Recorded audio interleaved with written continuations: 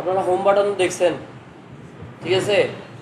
Home বাটনে font থাকে, ফন্টের সাইজ বাড়ানো কমানো যায়, ফন্টটাকে বোল্ড, ইটালিক বা ফন্ট এগুলোকে বলে যে কি ফন্টের স্টাইল। এখানে কতটুকু দেখছেন পুরোটা? আপনারা এখানে কিসে করছেন? অফিস 7-এ। আচ্ছা, এখানে এগুলো কি? এটার নাম কি? কাটা কাটা আসলে বলতে হবে। এটার নাম হচ্ছে যে স্ট্রাইক থ্রু, ঠিক আছে? এটা হচ্ছে কি আন্ডারলাইন। আন্ডারলাইন আর স্ট্রাইক থ্রু এই কথাটা আপনারা সবগুলো সফটওয়্যারে দেখবেন। হ্যাঁ, এগুলো দরকার হয়। মনে করেন আপনি এখানে কোনো কিছু লিখলেন, হ্যাঁ, প্রাইস, PRI প্রাইস লিখে 100 টাকা ছিল আগে, হ্যাঁ, এটা এখন হয়েছে মনে করেন 50 টাকা। এখন এই 100 টাকাটাকে আপনি কি করবেন? কেটে দিবেন। জাস্ট এখানে এটা ক্লিক করে স্ট্রাইক থ্রু দিয়ে দিবেন, তাহলে কি 100 টাকাটা কেটে গেল। বুঝে গেছে? আর এই যে এগুলোকে কি বলে নিচের এটাকে সাবস্ক্রিপ্ট। আমরা কোনো একটা সূত্র যদি লিখি H2O, ঠিক আছে, আপনি 2টাকে ধরে সাবস্ক্রিপ্ট করে দিবেন, তাহলে কি হলো H2O। তারপর আমরা A স্কোয়ার বি লিখি, A square B plus A square plus 2AB plus B square. এই সূত্রটা আমি লিখলাম। এখন আপনি কি করবেন? এটাকে আর আচ্ছা, আমি এটাকে ধরলাম, তার সাথে এটাকে ধরবো, কি দিয়ে ধরতে হবে? 2 ধরলাম, 2-এর সাথে এই 2টাকেও ধরবো, তাহলে কন্ট্রোল টিপে ধরবেন। প্রথমে 2টা ধরলেন, তারপর কন্ট্রোল টিপে ধরে এটা ধরলেন, কি হলো? দুটোটা সিলেক্ট হয়েছে। এটাকে কি দিয়ে দেন? সুপারস্ক্রিপ্ট দিয়ে দেন, তাহলে এটা কোথায় চলে যাবে? উপরে চলে যাবে। বুঝছেন? দেখেন, এই যে সুপারস্ক্রিপ্টটাকে ধরেন, ধরার পরে এটার ফন্টগুলোকে আমরা বাড়াই, তাহলে কি হচ্ছে? সুপারস্ক্রিপ্টটা বড় হচ্ছে, বা এটা কি হচ্ছে? ছোট হচ্ছে। মনে করেন এরকম দিলাম, ঠিক আছে? তারপর এখানের মধ্যে এই যে এদিকে যে কালারগুলো দেখছেন, নিচে যে কালারটা আছে, মানে মানে কি? এখানে মানে বোঝাচ্ছে ফন্ট। একটা জিনিস আপনারা খেয়াল করেন, এই যে এই ফন্টটা বাম পাশ থেকে ধরে আমি কার্সর যেখানে যেখানে নিচ্ছি, এখান থেকে ধরে একটু পর্যন্ত একটা দাগ আছে না? খেয়াল করছেন সবাই? এইখান থেকে একটু পর্যন্ত একটা দাগ আছে, তারপর আবার এখান থেকে আরেকটা দাগ শুরু, আবার এখানে গিয়ে শেষ, আবার এখান থেকে শুরু, এখানে গিয়ে শেষ, আবার এখান থেকে, মানে প্রতিটা এক একটা কি আছে? ঘর আছে। প্রতিটা ঘরের নিচে একটা দেখবেন তীর চিহ্নের মতো একটা অপশন আছে, ঠিক আছে? এই পুরোটা হচ্ছে যে একটা আইটেমের কাজ। কোন আইটেম? এটা হচ্ছে ক্যারেক্টারের কাজ, ঠিক আছে? মানে এই পুরো আইটেমটা কার জন্য? ক্যারেক্টারের জন্য। এখানে এই যে রং দিচ্ছেন, মানে এটা ক্যারেক্টারের, মানে ফন্ট। ক্যারেক্টার বলতেছি আমরা কাকে? ফন্টকে, ঠিক আছে? আচ্ছা দেখেন, আমরা এই যে জাস্ট এটা প্রাইসের মধ্যে যদি দেখেন, আমরা প্রাইসটাকে যদি এভাবে ধরি, সিলেক্ট করার পরে যদি আমরা কালার দিই, সবাই যা তার কাজ স্টপ করেন। দেখেন, আমি এই যে এই বাম পাশের দাগ থেকে শুরু করে এই দাগ পর্যন্ত ফন্ট, যেটাতে ফন্ট লেখা আছে, মানে ফন্ট লেখার দুই পাশে যে বাউন্ডারিটা আছে, এই অংশটা শুধু ফন্টের জন্য কাজ করবে, অন্য কিছুর জন্য না। তারপর আবার এখানে যান, প্যারাগ্রাফ লেখা আছে, প্যারাগ্রাফের এই দাগ থেকে, বাম দিকের দাগ থেকে শুরু করে ডান দিকের দাগ পর্যন্ত কে কাজ করবে? প্যারাগ্রাফের মধ্যে যত ধরনের কাজ করবেন সব করতে পারবেন। এখন এই যে জাস্ট এইটাকে আমি কালার করব, তাহলে প্রাইসটাকে ধরে আপনি জাস্ট এখান থেকে একটা কালার সিলেক্ট করে দেন। রেড হলে রেড, ব্লু হলে ব্লু। এই মনে করেন আমি রেড দিলাম, তাহলে এটা কার কালার হইলো? শুধু এটা। অথবা আমি মনে করেন এই সুপারস্ক্রিপ্ট যেগুলোকে করছিলাম, এগুলোকে কালার করব, কন্ট্রোল দিয়ে 2টাকে ধরবো, ধরে এখানে লাল করে দিবেন, বা লাল যেটা ইচ্ছা ওই কালার দেন, সমস্যা নাই। এভাবে কালার দেওয়ার এটা কি সিস্টেম। অথবা দেখেন, এই একসাথে কাজ করি না, একসাথে কাজ করলে কিছু বুঝবেন না, আগা করে সব খাই ফেলবেন। বুঝছেন? এদিকে কি করছে, ওদিকে গেছে, আরেক লাইন গেছে, আবার এদিকে করবেন, আরেক লাইন গেছে, আবার এদিকে করবেন, আরেক লাইন গেছে, আপনি 10-20 লাইন পিছিয়ে থাকবেন। বুঝছেন? তার থেকে একসাথে আগে কাজটা মাথায় ঢুকে গেলেন, তারপরে এগুলো আমারই বিষয় না। দেখেন, তাহলে আমরা মনে করেন এখান থেকে এখন আমি চাচ্ছি যে সবগুলো লেখা এক কালারে হবে, তখন আপনি আগে কালারটা সিলেক্ট করে দিবেন। ঠিক আছে, এখন যা লিখবেন সব ওই কালারে আসবে। বুঝা গেছে? তাহলে এখানের মধ্যে যেগুলো দেখতেছি এটা হচ্ছে কার কালার? ফন্টের কালার। দুইভাবে, একটা বলছি যে আপনি জাস্ট একটা লেখা লিখতেছেন, আপনি লেখার শুরুতে যদি কালারটাতে ক্লিক করে দেন তাহলে ওই ফন্টগুলো কি ওই কালারে যাবে, মানে ওই কালারে লেখা হবে। দেন ব্লু দিলাম, এখন লিখতেছি, ব্লুকে সিলেক্ট করে দিলাম, সব ব্লুতে যাবে। মানে প্রথমে একটা সিলেক্ট করে দিবেন, তারপরে লিখতে থাকলে এটা ব্লু হবে। আর যদি ইন্ডিভিজুয়ালি আপনি কালার করতে চান তাহলে এইভাবে সেটাকে আগে সিলেক্ট করতে হবে। সিলেক্ট করে যে অংশটা মনে হয় জাস্ট এই লেখাটা, এটাকে আমি অন্য কালার দেবো, তখন আপনি এখান থেকে গিয়ে কালারটা চেঞ্জ করে দেন। ঠিক আছে, তাহলে কালারটা চেঞ্জ হলো। আর এখানে পিছনে একটা বি দিয়ে একটা কালার দেখতেছি, এখানে দেখেন চিহ্ন দিয়ে আপনি বুঝে যাবেন। আপনারা চোখের সামনে চিহ্নগুলোকে দেখেন, তাহলে এখানে দেখতে যদি অসুবিধা হয়। ঠিক আছে, মনে করেন এখানে লেখা আছে শুধু একটা দিছে, নিচে কালার দিছে, তার মানে প্রতিটা সিঙ্গেল ফন্টের কালারগুলো এটা দিয়ে দিতে পারবেন। আর বি দিয়ে দেখেন পিছনে বিটা কালো অবস্থায় আছে, পিছনে একটা হলুদ দাগ, হলুদ রং আছে, তার মানে হচ্ছে যে যত ধরনের ওয়ার্ড আছে, যত লাইন লিখবেন আপনি, প্রত্যেকটা লাইনের পিছনে কালার দেওয়ার জন্য এই টুলটা ইউজ করবেন। দেখেন আমি এই লাইনটাকে এবার সিলেক্ট করলাম, সিলেক্ট করে এখান থেকে একটা কালার দিয়ে দিলাম, বা এই কালার দিই, এটাকে সিলেক্ট করি, বাস। এখন কি হইলো? এটা কার কালার হইছে? জাস্ট ফন্টের। আপনি যদি দেখেন আমি এই তিনটাকে একসাথে ধরি, এখানে আমার কাছে তিনটা ক্যারেক্টার মানে লেখা আছে ফন্ট, তাহলে এগুলো সবগুলোকে ধরলাম, ধরার পর আমি কালার দিই। দেখেন ফন্ট যেহেতু আলাদা হয়েছে, কালারগুলো কি আলাদা আলাদা। পিছনে কিন্তু কোনো কালার হয় নাই, পেজে কোনো কালার হয়েছে, জাস্ট ফন্ট যেখানে যেখানে আছে সেখানে সেখানে আপনি এন্টার দিলে দেখেন, আপনি যদি স্পেস বাটন দেন তাহলে স্পেস দিলে কিন্তু ওই কালারগুলো স্পেস অনুযায়ী কালারিং হবে। কিন্তু আপনি এন্টার দেন, এখানে এই লেখাটাতে এন্টার দেন, দেখেন ওই যে মাঝখানে কালারটা আর হচ্ছে না। তার মানে যেখানে যেখানে কালার আছে ওইখানে কি হবে, মানে এই টুলসের কাজ হচ্ছে যে আপনি যদি ফন্ট টুল থেকে কালার দেন তাহলে জাস্ট ফন্টের পিছনে হবে, আর কোনো জায়গায় কালারগুলো যাবে না, জাস্ট ফন্টের পিছনে কালারিং হবে।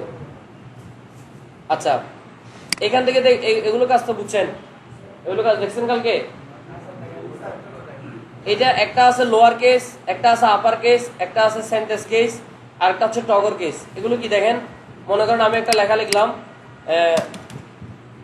আমি একটা নাম লিখি,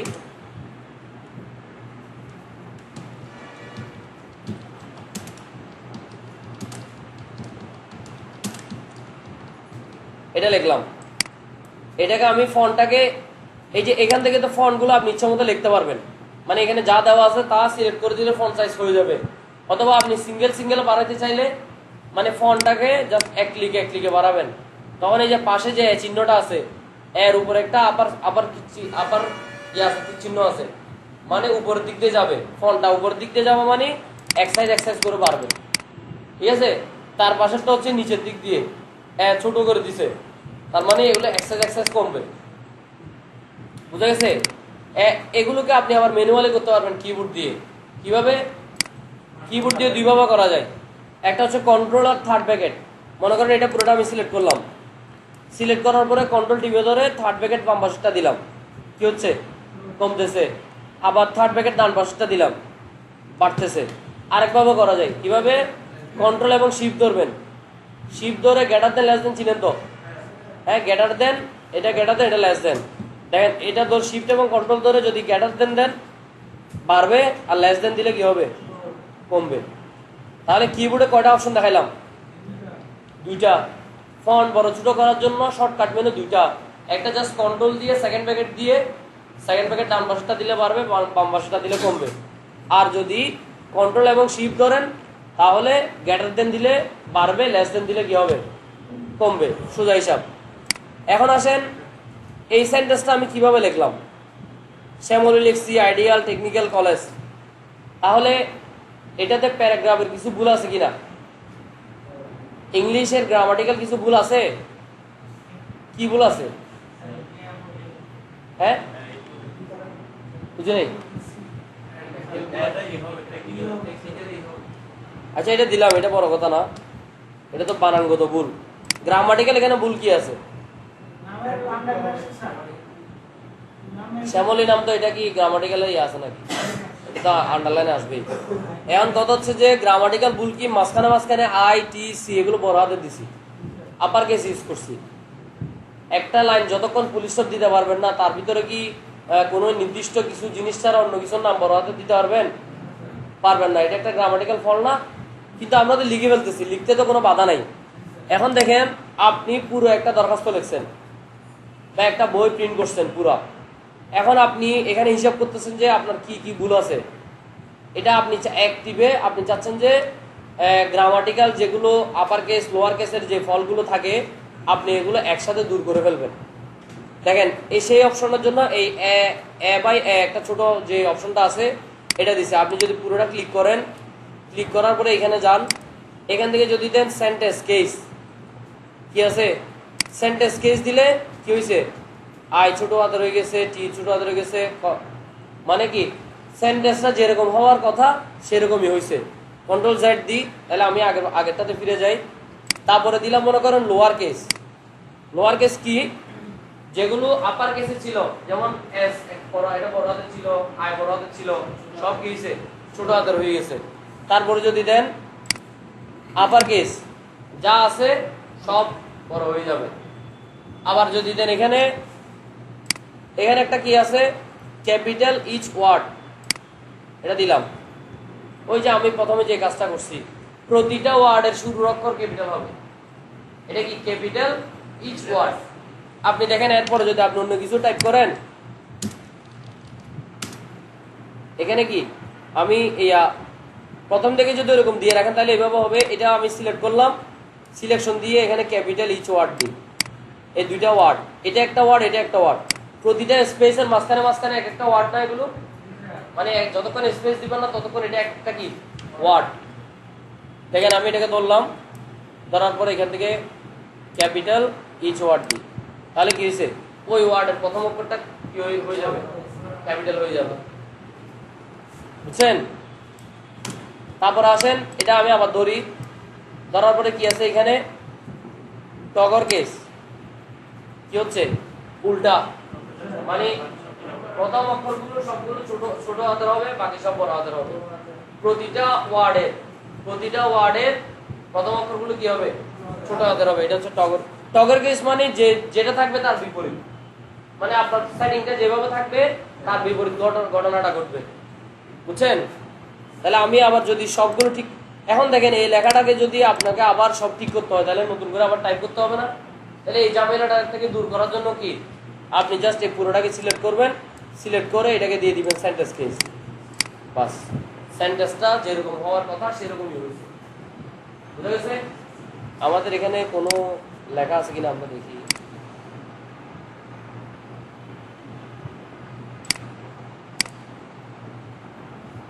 আচ্ছা আমাদের কাছে এরকম একটা লেখা আছে, এটা দিয়ে আমরা কাজ করে বুঝাই। তাহলে এই অপশনের মধ্যে আর কোনো ঝামেলা আছে আপনাদের? আচ্ছা এগুলো সব আবার এক জায়গায় একসাথে আছে কোথায়? এই যে ফন্টের পাশে যে একটা তীর চিহ্ন আছে, আপনি এটাতে ক্লিক করেন, এখানে কি আছে, এটা হচ্ছে যে ফন্টের কাজ। এখানে দেখেন এই যে কি আছে স্ট্রাইক থ্রো, ডাবল স্ট্রোক সব আছে না? মনে করেন আমি একটা ওই যে আমার আগের পেজে ফিরে যাই, কন্ট্রোল F6 দিয়ে, এখানের মধ্যে মনে করেন আমি নতুন একটা লাইন লিখবো, নতুন কিছু লিখবো, এতটুকুতে আমার আগের লেখাটা শেষ, এখন নতুন লেখা শুরু করব। এখন আমি যদি ফন্টে গিয়ে সব যদি এখান থেকে সেটিং করে দিই তাহলে এখান থেকে সব ওইভাবে হইতে থাকবে। কিরকম দেখেন, আমি এটার ফন্টটা দিলাম মনে করেন মায়ার্ড নামের একটা ফন্ট আছে, অথবা ক্যালিব্রি, হ্যাঁ এই ক্যালিব্রি ফন্টটা দিলাম, এটাকে বোল্ড দিলাম। এর নিচে দেখেন প্রিভিউতে আমার একটা চিহ্ন আসতেছে, কেমন হচ্ছে জিনিসটা। এখানে কালার আছে কি, এটা আমি কালারটা চেঞ্জ করে দিই ব্লু কালার। তারপরে কি আন্ডারলাইন কি আপনি দিবেন কিনা, না দিলে নাই। তারপরে কি স্ট্রাইক থ্রু দিবেন কিনা, স্ট্রাইক থ্রু দিলে এরকম হবে, না দিলে নাই। তারপরে ডাবল স্ট্রাইক থ্রু মানে দাগ কয়টা হবে, দুইটা। তারপরে সুপার স্ক্রিপ্ট করবে, ওই লেখাটা কি সুপার স্ক্রিপ্ট আকারে লিখবেন নাকি সোজাসুজি লিখবেন, ঠিক আছে? তারপরে কি সাবস্ক্রিপ্টে লিখলে সাবস্ক্রিপ্ট, স্মল ক্যাপ মানে কি না, সব বড় হাতেরই হবে, প্রথম অক্ষরগুলো কি থাকবে বড় হাতের, বড় মানে যদি সেন্টেন্স কেজে লেখেন তাহলে প্রতিটা ফুল স্টপের পরপর যে ওয়ার্ডগুলো লিখবেন সবগুলো কি হবে বড় হাতের হবে। তারপরে দেখেন অল ক্যাপ দিলে সব বড় হাতের, ঠিক আছে, আর হিডেন দিলে হিডেন লেখাগুলো হিডেন থাকবে। আচ্ছা, আমরা মনে করেন স্মল ক্যাপ দিলাম, এখানে কালারটা ব্লু করলাম, ক্যালিব্রি দিলাম, 18 ফন্ট দিলাম, সব এখান থেকে একসাথে সেটিং করে ফেলছি না। এখন এখান থেকে ওকে দেন, ওকে দেওয়ার পরে লেখা শুরু করেন।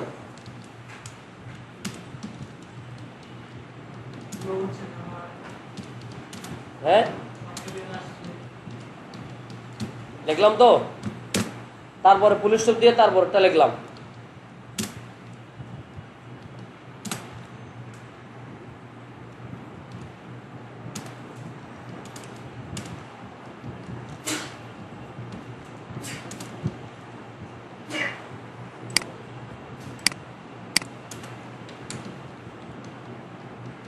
বুঝছেন? মানে আপনি স্বাভাবিক যেভাবে লিখবেন, প্রথম অক্ষর বড় হাতে দিতে হলে আমরা শিপ দিয়ে বড় হাতে দিচ্ছি, সব স্বাভাবিকভাবে লিখতে থাকবেন, কিন্তু প্রথম অক্ষরটা জাস্ট বড়, একদম ক্যাপ বড় হাতের ক্যাপ হবে, বাকি সব কি থাকবে ছোট থাকবে।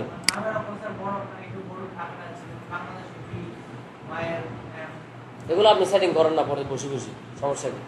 আপনি বাংলাদেশ মনে করেন বাংলাদেশটা পুরোটাকে ক্যাপ করতে যাচ্ছেন, তাহলে এটা পুরোটা সিলেক্ট করে আবার কি দিবেন, আবার কেস দিয়ে দিবেন, হয়ে গেছে না? মানে আপনি ফন্ট জাতীয় যত সেটিং আছে সব এখান থেকে করবেন, বুঝছেন? এমএস ওয়ার্ডের সবচেয়ে ইম্পর্টেন্ট টুল মেনু হচ্ছে যে এটা হোম বাটনটা, যত ধরনের কাজ আছে সব এই হোম বাটনে, বুঝেছে? তারপর আসেন আমাদের কাছে কি আছে, তারপর একটা কি আছে প্যারাগ্রাফ না, হোমের ফন্টের পাশে কি আছে প্যারাগ্রাফ।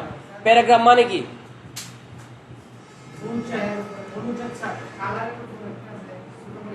এটা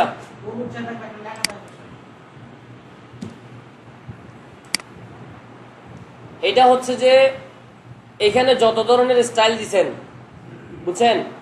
মনে করেন এই লেখাতে এগুলোতে যত কিছু ইউজ করছেন, আমি এই লেখাতে যাই কন্ট্রোল জেড দিই, এখানে আমি যত ধরনের স্টাইল করছি, কালারিং করছি, যা যা করছি সব আমি চাচ্ছি বাদ দিয়ে ফেলবো, কিছু রাখবো না, বুঝছেন?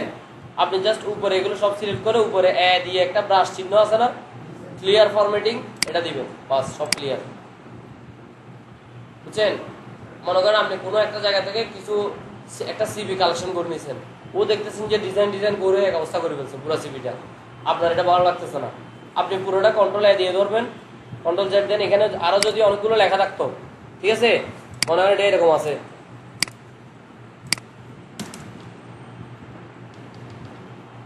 তাহলে পুরো পেজ এরকম যদি থাকে, তাহলে আপনি চাচ্ছেন যে এগুলো সমস্ত স্টাইল ডিজাইন যা আছে সব ডিলিট করে দিবেন, লেখার ফন্ট জাতীয় ডিজাইন যা আছে, মনে করেন ও ফন্টটাকে বড় করলো, কালার করলো, যা যা করছে সব আপনি চাচ্ছেন কি ক্লিয়ার করে দিবেন। তারপর আপনি এটাকে কি করবেন, জাস্ট এর পুরোটা ধরবেন, ধরার পরে ক্লিয়ার ফরম্যাটিং, বাস সব ইজি হয়ে যাবে। ডিফল্ট, হ্যাঁ বুঝিনি, এটা সেটা বলি নাই না, আচ্ছা বলতেছি। এই যে আপনার একটা কথা মনে রাখবেন, এমএস ওয়ার্ডের ডিফল্ট ফন্ট কিন্তু এটা টাইম নিউ রোমান, এবং ফন্টের সাইজ কত ডিফল্ট 12। ডিফল্ট মানে কি, প্রথম অবস্থায় যেটা থাকে, আপনি সেটিং না করলেও যেটা সবসময় থাকবে সেটা হচ্ছে যে ফন্ট অলওয়েজ টাইম নিউ রোমানে থাকবে, আর হচ্ছে কি ফন্ট স্টাইল কত থাকবে, ফন্ট সাইজ 12 থাকবে। আর এটা কি, এটা হচ্ছে যে লেখাটাকে টেক্সট ইফেক্ট দেওয়া যায়, শ্যামলী আইডিয়াল এই লেখাটাকে আমি একটা ইফেক্ট দিব, এখান থেকে কোন ইফেক্টটা দিবেন, এই যে মনে করেন এখানে যে কোনো একটা ইফেক্ট দিলেন, দেখেন এটা কিন্তু এই কাজটা অনেক সুন্দর, এটা দেখাতে ভুলে গেছি, দেখেন আমি এই লেখাটাকে বড় করলাম, ঠিক আছে, এগুলোকে বোল্ড করলাম, এগুলোকে মনে করেন আবার নারায়ণ না টেবিল নারায়ণ না আবার কেস করলাম, এটাকে আরেকটা ছোট করি, ঠিক আছে, অথবা আপার কেস না করি, সেন্টেন্স কেস। এখন দেখেন, এখন আমি এইটাকে একটা স্টাইল দিব, এই লেখাটাকে এটাকে ধরেন, ধরার পরে একটা স্টাইল দিই, এখানে মনে করেন এই স্টাইলটা আমি দিব, স্টাইলটা দিলেন তো। এটা এরকম না, এটাতে আরো কিছু কাজ করতে পারবেন। কি কি?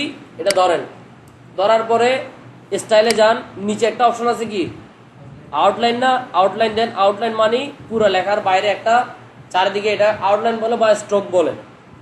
আপনারা পরবর্তী সফটওয়্যারগুলোতে এটার নাম শুনবেন যে স্ট্রোক। ইলাস্ট্রেটর বা ফটোশপে এটার নাম শুনবেন কি স্ট্রোক। একটা লেখার ভিতরের কালার যেটা আছে ওইটাকে বল ফিল কালার। ঠিক আছে, মানে একটা বক্সের মনে করেন এই মোবাইল, এটার ভিতরে একটা কালার আছে, বাইরে বিটের মধ্যে একটা কালার আছে। তাহলে ভিতরে যে কালারটা থাকবে এটাকে বলবেন ফিল কালার, বাইরে যেটা থাকবে এটাকে বলবেন স্ট্রোক কালার। বুঝা গেছে? তাহলে আমি আউটলাইনে একটা কালার দিতে পারি চাইলে। মনে করেন এখানে এই ধরনের একটা কালার দিলাম আউটলাইনে। ওই যে কালারটা দিবেন, আউটলাইনে যে কালারটা দিবেন ওইটার থিকনেস আপনি বাড়াতে কমাতে পারবেন। দেখেন আউটলাইনে গেলে এই টুলটা আসছে না, তার ভিতর আবার আরেকটা টুল আছে। বুঝতেছেন? আপনি চাইলে আউটলাইন বাদ করে দিলে নো আউটলাইন। একটু দেখেন প্রজেক্টরে দেখেন, আপনি এখান থেকে আউটলাইন বাদ করে দিতে চাইলে নো আউটলাইন, অথবা যদি আউটলাইনগুলোর কালার আরো অন্য ধরনের করতে চাই এখান থেকে নিতে পারবেন। আর ওয়েট দিতে চাইলে এটা কতটুকু মোটা দিবেন আউটলাইনটা। ঠিক আছে, আর এখান থেকে ড্যাশ লাইন মানে কি, যদি আউটলাইনগুলো আপনি ড্যাশ আকারে ফোটা ফোটা, যেমন এই ফোটাটা দিলাম, মনে করেন আমি এরকম ফোটাটা দিলাম। এখন আমি একটু জুম দিয়ে দেখি কি অবস্থা হয়েছে। দেখছেন আউটলাইনটা এরকম হবে। তাহলে এমএস ওয়ার্ডও লেখা নিয়ে কি কিছু ডিজাইনিং করতে পারবেন আপনি। বুঝতে পারছেন? হ্যাঁ, আরেকটা লিখি, আর যদি আমার নাম লিখি,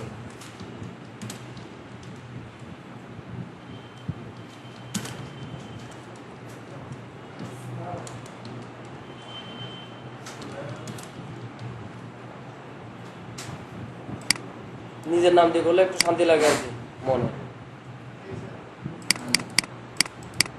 এটাতে আমি একটা স্টাইল দিব, একটা স্টাইলে যান। ঠিক আছে, লেখাটাকে পুরোটাকে সিলেক্ট করে নেবেন, মানে যেটাতে স্টাইল দিবেন। স্টাইল কিন্তু পুরো লেখাতে ইউজ হয় না। যে একটা ডকুমেন্ট ফাইলের মধ্যে আগাগোড়া স্টাইল ইউজ করবে সে হচ্ছে যে বোকা। বুঝছেন? যে কোনো হেডলাইনে করবেন একটা দুইটা লাইন, নাহলে জিনিসটা সুন্দর লাগে না। ঠিক আছে, আপনি জাস্ট মনে করেন আমি আপনার একটা লেকচার শিট বানাচ্ছি, তাহলে লেকচার শিট কতটা বড় হবে না, ওইটাতে আমি স্টাইল দিতে পারি। কিন্তু আপনি যদি আগাগোড়া লেখা সবগুলোতে স্টাইল দেন, এটা দেখতে ব্যাকআপা লাগবে। দেওয়া যাবে, দিতে কোনো সমস্যা নেই, কিন্তু দেখতে কি হবে না, অড লাগবে দেখতে। আপনি পুরোটা ধরেন, পুরোটা সিলেক্ট করেন, সিলেক্ট করার পরে এই যে স্টাইলে যান, স্টাইলে গিয়ে এখান থেকে যে কোনো একটা স্টাইল চুজ করেন আপনি। এটা দিলাম, এটা চুজ করার পরে আমি আবার গেলাম স্টাইলে। স্টাইলে যাওয়ার পর মনে করেন আউটলাইনে গেলাম, আমার একটা দাগ দিতে ইচ্ছে করতেছে বাইরে, তাহলে এটার মতো একটা কালার দিয়ে আমি একটা দাগ দিই, এখানে একটা দাগ দিলাম। ঠিক আছে, আপনি আবার যান এখানে দাগ দিয়ে, মনে করেন দাগের বাইরে আপনি দাগটা কত মোটা চিকন এভাবে করতে চাচ্ছেন, বা দাগটা যদি আপনি ড্যাশ লাইন আকারে দিতে চান, ডট ডট হবে অথবা ফোটা ফোটা হবে। ঠিক আছে, অথবা এরকম ডট হবে। এই ডটগুলো আপনি চাইলে ইউজ করতে, আমি মনে করেন এরকম একটা ডট দিলাম। তারপরে আরো কাজ করতে পারবেন কি, এখান থেকে নিচে আরেকটা অপশন আছে দেখেন, শ্যাডো। শ্যাডো মানে কি? ছায়া। শ্যাডো মানে কি? ওই লেখাটার নিচে দিয়ে ছায়া দিবেন। ঠিক আছে, এই দেখেন এই শ্যাডোতে গেলাম, এই বিভিন্ন ধরনের ছায়া এখানে আছে। শ্যাডো যদি অপশনে যাই আমি, ছায়াটাকে আপনি কি করতে পারবেন, ছায়াটাকে বাড়াইতে কমাইতে পারবেন। দেখেন এই ট্রান্সপারেন্সি বাড়াইলাম, এটা সাইজ বাড়াইলাম, ছায়া দেখছেন, ছায়াটা দেখছেন বড় ছোট হচ্ছে। ব্লার মানে ছায়াটাকে ঝাপসা করে দেওয়া। কতটুকু ঝাপসা করবেন, এই দেখেন ছায়াটাকে ঝাপসা করলাম। অ্যাঙ্গেল, এটা কত ডিগ্রিতে, ছায়াটা কত অ্যাঙ্গেলে হবে। ঠিক আছে, মনে করেন আমি এদিকে দিলাম। তারপরে ডিস্টেন্স, মূল লেখা থেকে ছায়াটা কত দূর হবে। এভাবে আপনি ছায়াটাকে কি করতে পারবেন, সেটিং করতে পারবেন, নাড়াচাড়া করতে পারবেন। তারপর এখানে আরো কি কি অপশন আছে দেখেন, রিফ্লেকশন দেওয়া যাবে। এখানে দেখেন, আমরা আগে এটা দিয়ে নিই, এটা ছায়া দিলাম তো প্রথমে। তারপরে মনে করেন আমি এটাকে আবার সিলেক্ট করলাম, সিলেক্ট করে এই স্টাইল থেকে গিয়ে এখানে রিফ্লেকশনে যায়। এই দেখেন রিফ্লেকশন মানে কি, আমি আরেকটা শ্যাডোটা আমি বাদ করে দিই, দাঁড়ান তাহলে বুঝবেন। শ্যাডোটাকে নো শ্যাডো করে দিই, এই নো শ্যাডো করে দিলাম।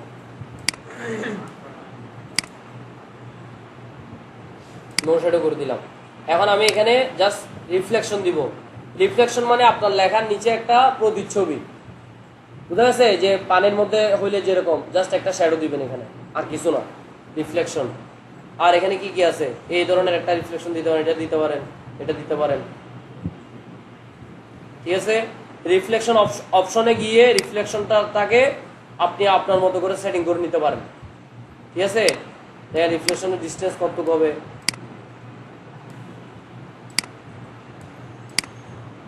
কোন ধরনের রিফ্লেকশন দিবেন, এখান থেকে সব সেটিং করে নিতে পারবেন। ক্লোজ, বুঝা গেছে কিনা? আপনারা স্টাইলটা অন করলে এখানে কিছু রেডিমেড স্টাইল দেখতেছেন না, এগুলো হচ্ছে যে এই কাজগুলো আপনারা নিজেরাও বানাতে পারবেন। এখানে কি কি দিছে দেখেন, সব এখানে লেখা আছে, দাগের নিচে সব লেখা আছে। আমি এটার উপর যখন নিচে এখানে সব ছোট ছোট করে সব লেখা আছে না, ফিল অরেঞ্জ দিছে, এই দিছে, সেই দিছে, সব এখানে লেখা আছে। তার মানে এরকম স্টাইল আপনি নিজেও বানাতে পারবেন। এটা হচ্ছে যে এমএস ওয়ার্ডে কিছু ফিক্স কিছু স্টাইল দিয়ে দিছে। আপনি চাইলে কালার চেঞ্জ করতে পারবেন না। দেখেন আমি আমার নামের কালারটা যদি এখন চেঞ্জ করতে চাই, এটাকে ধরেন, ধরে এখান থেকে কালারটা পাল্টে দেন, হয়েছে কিনা? তাহলে স্টাইল আমি আমার মতো বানাইলাম না, আমি তো ওদের মতো বানাই নাই, জাস্ট ওদের একটাকে ফার্স্টে অনুকরণ করে আপনি যে কোনো কাজ করতে পারবেন।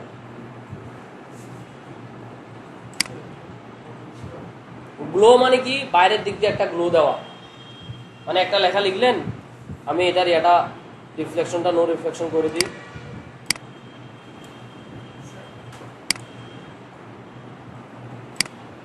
এটাতে আমি বাইরে একটা গ্লো দিই, দেখেন এরকম একটা গ্লো।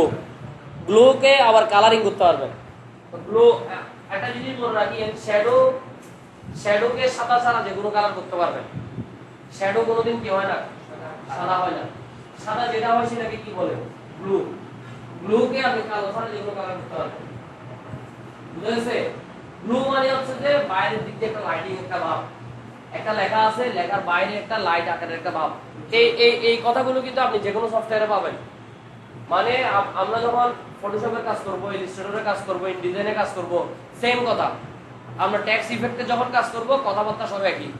গ্লো মানে বুঝবেন যে কোনো একটা অবজেক্টের বা যে কোনো একটা শেপের বা যে কোনো একটা লেখার বাইরের দিক দিয়ে আলোকিত করার জন্য কিছু কালার ইউজ করা, এটাকেই বলে গ্লো। যেমন এই কালারের সাথে এই কালারটা যাচ্ছে, মনে হয় এই কালারটা দিলে যে কালার আপনার দিতে ইচ্ছে হয় এটা দিবেন। আবার গ্লোটাকে আপনি কাস্টমাইজও করতে পারবেন, ঠিক আছে? গ্লো অপশন থেকে গিয়ে গ্লোটাকে কাস্টমাইজ করতে পারবেন, গ্লোর কালারটা এখান থেকে চেঞ্জ করতে পারবেন, ঠিক আছে? বুঝতে পারছেন কিনা?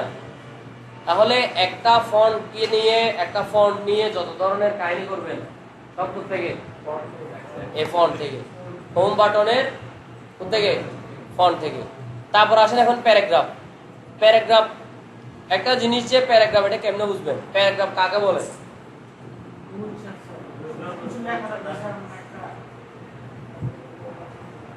প্যারাগ্রাফ কাকে বলে বলুন তো?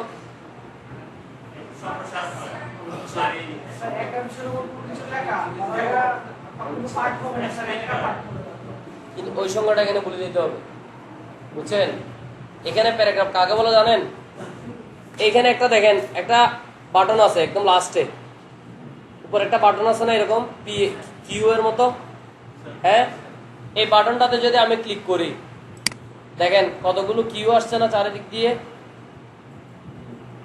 দেখছেন? পুরো ডকুমেন্টে কিছু কিউ আসছে। এগুলো কিউ মানে কি জানেন? এন্টার। এন্টার বাটন দিলেই, যেমন এখানের মধ্যে যদি আমি একটা এন্টার বাটন আর একটা বাড়াই দিই, এখানে যদি একটা এন্টার দিই, কি দেখাচ্ছে? কিউ। যতটা এন্টার দিবেন ততটা কিউ। না, এটা স্পেস না, স্পেস দিই, দেখাচ্ছে? স্পেস দিলে তো এখানে কতগুলো ফোঁটা দেখাচ্ছে। মানে এই অপশনটা যখন দিয়ে দিবেন, হিডেন যত ধরনের জিনিস এমএস ওয়ার্ডে ঘটে, মনে করেন পেজ ব্রেক আছে, আমরা স্পেস দিই বা কোনো একটা জিনিস খালি রাখি বা এন্টার দিই, সবগুলো আপনি দেখতে পারবেন হিডেন কি কি আছে। দেখেন স্পেস দিচ্ছি, স্পেস এটা কিরকম আসছে, কতগুলো ফোঁটা আসছে না, এখানে আসছে না? এগুলো কিন্তু এটা তুলে দিলে আর দেখা যাবে না, বুঝছেন? এটা আবার মনে করেন না যে এখান থেকে আমি কতগুলো ফোঁটা দিছি, এই ফোঁটা আর এই ফোঁটা কিন্তু বেশ কম আছে, ঠিক আছে? আমি এন্টার দিলে এখানে এন্টার বাটন দেখাবে। এটার কাজ হচ্ছে যে হিডেন যত ধরনের জিনিস এখানে ঘটে এমএস ওয়ার্ডে, ওই সবগুলো আপনি দেখতে পারবেন, বুঝছেন? আর এখানে এন্টার এই প্যারাগ্রাফ হিসাব করে কাকে, প্রতি দুইটা এরকম চিহ্নর মাঝখানে যে লাইনটা থাকবে সেটা একটা প্যারাগ্রাফ। মনে করেন এটার নিচে আছে আর উপরে আছে, তার মানে এটা একটা প্যারাগ্রাফ, এটা একটা প্যারাগ্রাফ, আলাদা আলাদা। বুঝতে পারছেন? প্যারাগ্রাফ এখানে কোনটাকে বলে? দুইটা এন্টারের মাঝখানে যত ধরনের এক লাইন হোক, সেটা এক ওয়ার্ড হোক, এক ওয়ার্ড হলেও প্যারাগ্রাফ, যদি উপরে নিচে দুইটা এন্টার থাকে। বুঝা গেছে? বা পুরো 2-3 লাইন হোক, মাঝখানে এন্টার হইলেই ওটা কি একটা প্যারাগ্রাফ। এখন এই যে সেটিংটা করবেন, এই যে এখানে প্যারাগ্রাফে যত কিছু দেখতেছেন, এগুলো কার জন্য? প্যারাগ্রাফের জন্য। এই সেটিংটা এখানে যত সেটিং দেখতেছেন সব কার জন্য? প্যারাগ্রাফের জন্য। এটার সাথে আপনার এই সেটিং আবার মিলবে না। এই সেটিং কার জন্য করছিলাম আমরা? এক বা একাধিক ফন্ট মিলে একটা প্যারাগ্রাফ তৈরি হচ্ছে, ঠিক আছে? আর ফন্ট হচ্ছে একটা স্বাধীন একটা ক্যারেক্টার। একটা ফন্ট মানে এক একটা ক্যারেক্টার। এটা একটা ফন্ট, আপনি একটা ফুল স্টপ দিচ্ছেন, এটা একটা ফন্ট, একটা দাঁড়িয়ে দিচ্ছেন, এটা একটা ফন্ট, ঠিক আছে? মানে এক একটা স্বাধীন, এক একটা ফন্টের এক একটা স্বাধীন অস্তিত্বকে বলতেছে ক্যারেক্টার, ঠিক আছে? আমি প্রোগ্রামিং এর কথা বলতেছি। এখন এই সব ক্যারেক্টার মিলাই হচ্ছে দেখি একটা প্যারাগ্রাফ। প্যারাগ্রাফ হচ্ছে কখন? যদি ওই ওয়ার্ডগুলোর উপরে নিচে দুটো এন্টার বাটন থাকে। স্পেস থাকলে সেটাকে প্যারাগ্রাফ বলে না। স্পেস মানে এটা ওয়ার্ডের স্পেস দিতে হবে। প্রতিটা স্পেসের মধ্যে বুঝতে পারবেন যে একটা ওয়ার্ড। এগুলো হচ্ছে বেসিক কনসেপ্ট, আর কিছু না। একটা স্পেস দিতে দিছেন মানে দুইটা ওয়ার্ডে ভাগ করে ফেলছেন। আপনি দেখেন, আমরা জানি যে কি আমরা একটা এখানে একটা জিনিস খেয়াল করেন, আমরা জানি যে আমরা যদি এভাবে কোনো লেখা লিখি, বা এই লেখাটা লিখলাম, এটাকে আপার কেস করি, একটু খেয়াল করেন, এগুলো মনোযোগ দেন। আমরা জানি যে যদি দুটোটাকে সিলেক্ট করে সেন্টেন্স কেস দিই, তাহলে কি হবে? সেন্টেন্সগুলো শুরু এবং শেষ যেরকম হওয়ার কথা ওইরকম হবে, ঠিক আছে? মনে করেন আমি এটার আগে আমি একটা ফুল স্টপ দিই, তাহলে একটা সেন্টেন্স কিরকম হওয়ার কথা? যেটা ফুল স্টপ আছে, ফুল স্টপের পরেরটা প্রথম অক্ষরটা কি হবে? বড় হাতের হবে, বাকি সব ছোট হাতের হবে। অথবা যে লাইনটা শুরু হয়েছে সেটার থেকে গিয়ে বাকিগুলো কি হবে? ছোট হাতের হবে। এবং প্রতিটা ওয়ার্ডের প্রথম অক্ষর কি হবে? প্রতিটা ওয়ার্ডের প্রথম অক্ষর ছোট হাতের হবে। সেন্টেন্স কেস যদি লিখি, জাস্ট ফুল স্টপের পরেরটাই কি হবে? বড় হাতের হবে। আর এইখানে দ্বিতীয়টাতে দেখেন, আমি এটা পুরোটাতে কোনো অক্ষর দিলাম, কোনো স্পেস দিলাম না, তাহলে এটাকে আইএমএস ওয়ার্ড কি হিসেবে কাউন্ট করে? আমি দেখি, আমি পুরোটাকে দিয়ে সেন্টেন্স কেস দিলাম, কি হয়েছে দেখেন তো? আমার এখানে ফুল স্টপের পরে এ ছিল, এটা বড় হাতের হয়ে গেছে। আর এখানে এটার মাঝখানে স্পেস আছে, এটা কি বড় হাতের হয়েছে? হয় নাই। সেন্টেন্স লেখার সময় কোনোদিন স্পেসের পরের অক্ষর বড় হাতের দেওয়া যায় না, গ্রামাটিক্যাল ফল্ট হয়, ঠিক আছে? তারপরে যে ইসলামের পরে একটা ফুল স্টপ দিলাম, তারপরটা কি হয়ে গেছে? এটা আরটা বড় হাতের হয়ে গেছে। যদি আমি ফুল স্টপটা না দিতাম, এখন আপনি পুরোটাকে ধরে সেন্টেন্স কেস দেন,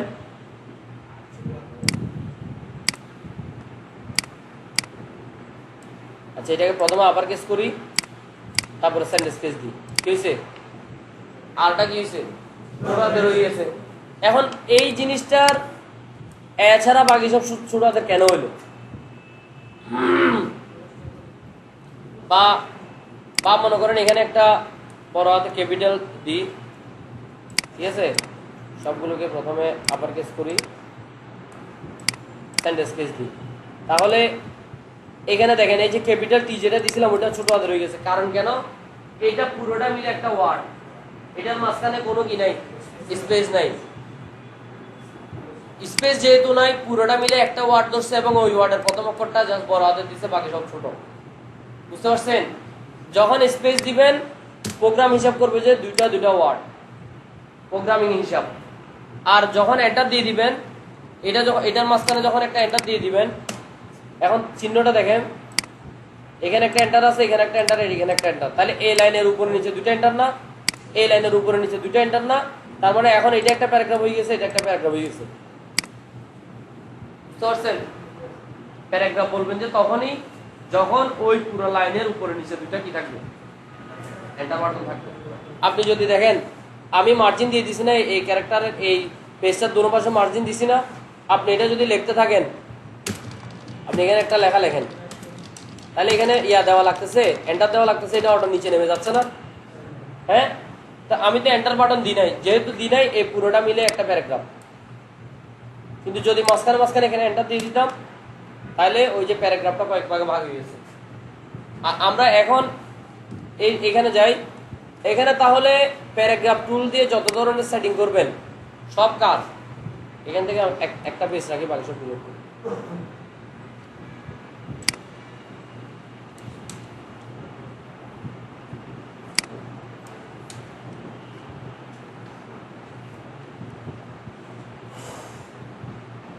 এখন প্রথম থেকে আমি প্যারাগ্রাফের সেটিং গুলো দেখি, এটাকে কি বলে। মনে করেন আমি এখানে একটা সংখ্যা লিখলাম, এক, মনে করেন কিছু কোয়ান্টিটি লিখি, বুক, পেন, পেন্সিল, হ্যাঁ এভাবে লিখলাম। এখন এগুলোকে আমি চাচ্ছি নাম্বারিং করব, ঠিক আছে। আমি মনে করেন আগে লিখে ফেলছি, নাম্বারিং করতে ভুলে গেছি, কিছু লেখা আগে লিখে ফেলছি, লেখার পরে নাম্বারিং করতে ভুলে গেছি, এখন আপনি নাম্বারিং করবো বা এগুলোর পাশে কোন একটা চিহ্ন দিব, সাংকেতিক চিহ্ন দিব। এগুলোকে কি বলে এমএস ওয়ার্ডে? এগুলো কি বলে? বুলেট। বুলেট বুলেট কার অপশনের কাজ? প্যারাগ্রাফের কাজ। আমি এটাকে সিলেক্ট করলাম, সবগুলোকে সিলেক্ট করে দেখেন এখানে কিছু বুলেট আছে, খেয়াল করেন সবাই। বুলেটগুলো এরকম, এখানে কিছু দেওয়া আছে আর কিছু দেওয়া নাই। আপনি চাইলে নতুন বুলেট আনতে পারবেন। ওর থেকে এই ডিফাইন নিউ বুলেট আছে না, ডিফাইন নিউ বুলেটে যদি যান, এখানে সিম্বলে যান, এখানে অনেকগুলো সিম্বল আছে না, মনে করেন আমি এই সিম্বলটা নিলাম, ওকে, এটা ওকে দিলাম, তাহলে দেখেন এই সবগুলোর পাশে একটা একটা কি বুলেট চিহ্ন চলে আসছে না। এই যে আমি যদি বুলেট, দেখেন পেন্সিল লিখছি, পেন্সিলের পরে যদি স্পেস দিয়ে অন্য কিছু লিখি, তাহলে নতুন কোনো বুলেট তৈরি হচ্ছে না। কিন্তু যখন আপনি এন্টার দিবেন তখন আরেকটা বুলেট তৈরি হবে। কারণ কি?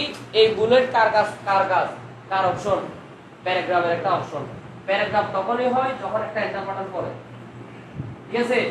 আপনি এখানে আরেকটা লেখা লিখলেন, লেখার পরে এন্টার দিলেন, এটা আরেকটা বুলেট কাউন্ট করবে, মানে এটা নতুন প্যারাগ্রাফে যাচ্ছেন আপনি, বুঝা গেছে?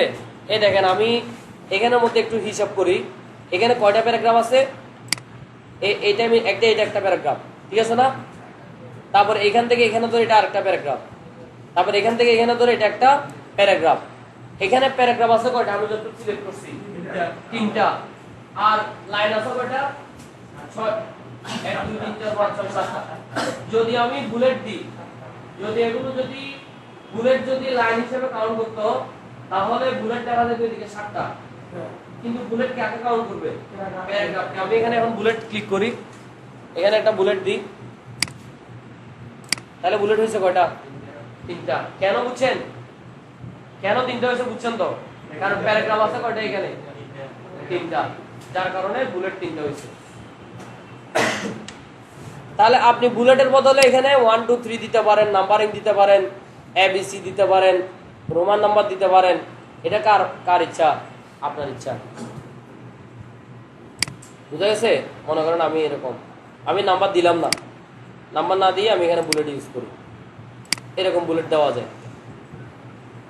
তারপর আসেন এই 3টা অপশন তো বুঝছেন, এগুলো নাম্বারিং জাস্ট 1 2 3 এভাবে সিরিয়াল বাই নাম্বারিং দিবেন, বুঝছেন? তারপর আসেন এখানে কি আছে, আপনাদের যেহেতু টাইম কম, MS Word, Excel, PowerPoint এগুলো কিন্তু আলাদা কোর্স। এটা একটা কোর্স, কিন্তু অফিস ম্যানেজমেন্ট নামের যে কোর্সটা আছে ওইটা হচ্ছে যে MS Word, Excel, PowerPoint, Outlook যা যা আছে এমএস অফিসে সবকিছু আপনাকে শিখাবে 3 মাস টাইম, ঠিক আছে। আমাদের গ্রাফিক ডিজাইন কোর্সের রিকোয়ারমেন্ট হচ্ছে যে ওগুলো তার জানা থাকতে হবে, কিন্তু তারপরও যেহেতু মেজরিটি পার্সেন্ট জানে না, সেই জন্য আমরা এগুলো কি একটু রিভাইজ দিই। আপনাদের এখানে যে জিনিসগুলো আপনার এসেনশিয়াল, রেগুলার দরকার হবে, জাস্ট ওইগুলো সম্বন্ধে আলোচনা করা হবে, ঠিক আছে। এর বাড়তি আমরা পড়াবো না, কারণ টাইম কম, আপনাদের সিলেবাস বেশি। MS Word, Excel, PowerPoint আছে, তারপরে ফটোশপ আছে, ইলাস্ট্রেটর আছে, ইনডিজাইন আছে। এই 5টা সফটওয়্যার 3 মাসে শেখা অনেক টাফ, বুঝছেন। আমার সাথে সাথে আপনাদেরকে দূরাইতে হবে, আমি দূরাবো, আপনারা দূরাবো, ঠিক আছে বলেন। প্রতিটা ক্লাস যদি আপনি নিতেন তাহলে আমাদের সময় লাগবে। এখানে আমরা কি বলছিলাম, আমাদের এখানে এই যে প্যারাগ্রাফের মধ্যে বুলেট আমরা দিতে পারতেছি।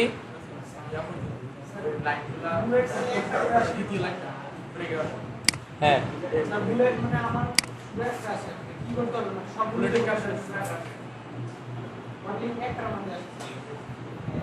একটার মধ্যে আছে যে আপনি এন্টার চিহ্নটা দিয়ে দেখেন এন্টার কয়টায় কোথায় আছে, ঠিক আছে। উপরে নিচে অবশ্যই এন্টার থাকতে হবে, বুঝছেন? ও আচ্ছা, এখন দেখেন একটা জিনিস দেখেন, এটার পুরোটা ধরলাম, ধরার পরে এখানে একটা সেটিং আছে না, আপনি যদি কোনো কিছু না ধরে সেটিং করেন, মনে করেন কোনো কিছুই ধরলেন না, অথবা এই লাইনে ক্লিক করলেন, তাহলে এই এই মানে একটা প্যারাগ্রাফের যে কোনো একটা জায়গায় আপনি ক্লিক করছেন। একটা জিনিস খেয়াল করেন, আমার এটার উপরে এন্টার আর নিচে এন্টার, এই মাঝখানে যদি যে কোনো কার্সর, এগুলো সবগুলো এই প্যারাগ্রাফের অন্তর্ভুক্ত না? খেয়াল করছেন? আমি যে কোনো একটা জায়গায় কার্সরটা রেখে যদি উপরে এখান থেকে, এগুলোকে বলে অ্যালাইন, ঠিক আছে, এটাকে বলে লেফট অ্যালাইন, এটাকে বলে রাইট অ্যালাইন, এটাকে সেন্টার অ্যালাইন, এটা জাস্টিফাই। জাস্টিফাই কি, বা লেফট অ্যালাইন মানে লেখাগুলো, প্যারাগ্রাফটা বাম দিক থেকে লেখা শুরু হবে। এটা যে কোনো ডিফল্ট ভাবে এমএস ওয়ার্ডের, যেহেতু ইংলিশ লেখা, ইংলিশ এবং বাংলা লেখা অ্যালাইন কোন থেকে হয়? বাম দিক থেকে হয়। আরবি লেখা হলে অ্যালাইন দিবেন যে ডান দিক থেকে। দেখেন আমি এই প্যারাগ্রাফের যে কোনো একটা জায়গায় কার্সরটা রাখলাম, রাখার পরে আমি অ্যালাইন দিলাম, এখন কি হয়েছে, ওই যে এই প্যারাগ্রাফ, এই এন্টার থেকে এই এন্টার ধরে যতগুলো লাইন আছে সবগুলো এক প্যারাগ্রাফের অংশ, তো যার কারণে সবগুলোর অ্যালাইনটা কোথায় গেছে, সেন্টার হয়ে গেছে। দেখেন এখানে কোনো একটা লেখা যদি লেখেন, তাহলে মাঝখান থেকে এদিকে আসতে থাকবে, অথবা মাঝখান থেকে এদিকে যেতে থাকবে, ডানে যেতে থাকবে, কারণ এটার অ্যালাইনটা কোথায় দিছে আমি, সেন্টার, লেখাটা সেন্টার থেকে শুরু হবে। দেখেন এখানে যদি আমি একটা এন্টার দিই, নতুন একটা প্যারাগ্রাফ লিখি, অথবা এখানে একটা এই এন্টারের পরে একটা প্যারাগ্রাফ লিখি, ঠিক আছে, এটাকে যদি এন্টার দিই, অ্যালাইন যদি সেন্টার দিই, তাহলে দেখেন আমি লেখা শুরু করলে কোত্থেকে যাচ্ছে, মাঝখান থেকে দোনো দিক দিয়ে যাচ্ছে। তো ঠিক সেরকম আমি জাস্ট পুরাটা সিলেক্ট করার দরকার নাই, আপনি এভাবে পুরা প্যারাগ্রাফটা সিলেক্ট করতে হবে না। আপনি প্যারাগ্রাফের এন্টারের উভয় পাশে যেহেতু এন্টার আছে, তার মানে এটা সবগুলো লাইনে একটা প্যারাগ্রাফ। এটাকে জাস্ট আমি ধরবেন, ধরার পরে আপনি এটা জাস্ট বাম সাইডে রাইট দিলে রাইটে অ্যালাইন হবে। আর জাস্টিফাই মানে আপনার মার্জিন যতটুকু আছে ততটুকুতে লেখা সেজে যাবে, অটোমেটিক কি হবে, লেখাগুলো বাম থেকে ডান দিকে সেজে যাবে। এটা হচ্ছে যে কি, জাস্টিফাই।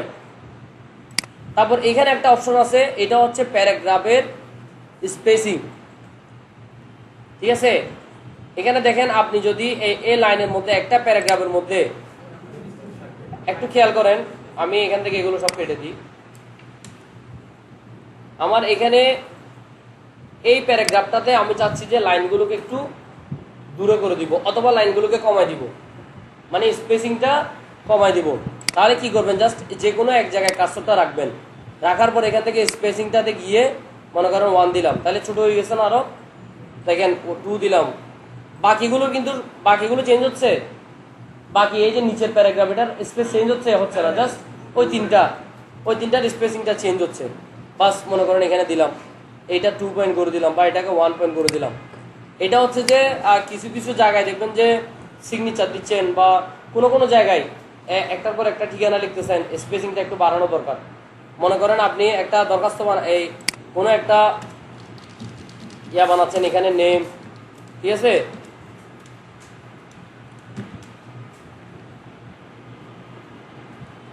তারপর এখানে ফাদার্স নেম, তারপর মাদার্স নেম, এখানে আপনি এই যে স্পেসিং গুলো,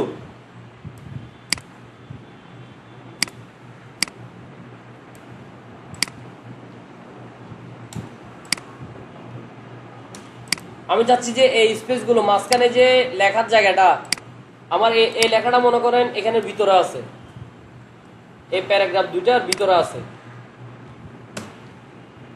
এখানে আছে। এখন আমি চাচ্ছি যে এই জায়গাটা আর একটু বড় করে দিব, যাতে ইজি লিখতে পারে নামগুলো।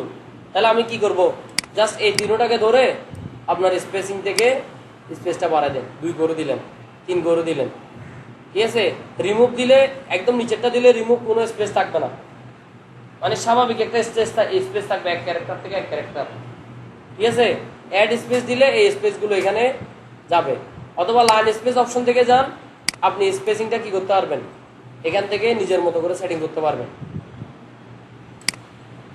আচ্ছা, এখানে কিন্তু সেটিং করার প্রয়োজন হয় না, এখান থেকে যে কোনো একটা দিলে হয়, হয়তো 1 ইউজ করে নয়তো 2 ইউজ করে, এর বেশি দিলে তো আপনি এত বিশাল জায়গায় এটা এন্টার দিয়েও করতে পারতেছেন, ঠিক আছে। আচ্ছা, ওকে দিলাম। তারপরে আরেকটা অপশন আছে উপরে, এটার কাজ কি না, এটা এই দুইটা, এটার কাজ হচ্ছে যে এটা একটা প্যারাগ্রাফ, এগুলো তো প্রতিটা একটা একটা প্যারাগ্রাফ, কারণ এগুলো একটা এন্টার দিছি, ঠিক আছে না, প্রতিটা একটা একটা প্যারাগ্রাফ। আপনি যদি চান যে এই প্যারাগ্রাফটাকে ডান দিকে একটু সরাবেন, মার্জিন থেকে আরো ডানে, মার্জিন তো আমরা ইউজ করছি কিন্তু এটা আরো ডান দিকে সরবে, তাহলে এটা কেমনে করবেন, মনে করেন এইটা দিলাম, তাহলে কি হচ্ছে পুরো প্যারাগ্রাফটা সরতেছে না। হ্যাঁ, আমি যদি এখানে দেখেন, এখানে যদি নেমের মধ্যে কার্সর রেখে যদি এটাকে সরান, তাহলে শুধু নেমটা সরবে, কেন, কারণ নেমটা একটা কি প্যারাগ্রাফ, এটা পার্সোনাল একটা প্যারাগ্রাফ, কারণ এটা এক লাইনের একটা প্যারাগ্রাফ, এটার উপরে নিচে কি আছে এন্টার আছে। আমি যদি তিনটাকে সরাতে যাই তাহলে তিনটা ধরেন, তিনটা ধরার পরে স্পেস দেন, তাহলে এগুলো কি সরবে। বা এটাতে একটা ক্লিক করলাম, এটা বাম দিকে নিলাম, তাহলে কি হলো, স্পেসটা আবার কমে আসছে, বুঝা গেছে।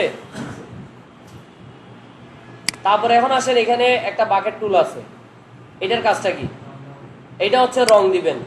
আমরা দেখেন, আমরা এগুলোতে চাইলে আমি যদি কালারের রং দিই, দেখেন এই যে এই রংটা দিলাম, এখানে আমার মনে হচ্ছে যে পুরোটা রং হয়ে গেছে না, এরকম মনে হচ্ছে না, কিন্তু আপনি এখানে স্পেসিংটা বাড়াই দেন, এই প্যারাগ্রাফের স্পেসিংটা বাড়ান, কি হয়েছে, মাঝখানে মাঝখানে খালি না।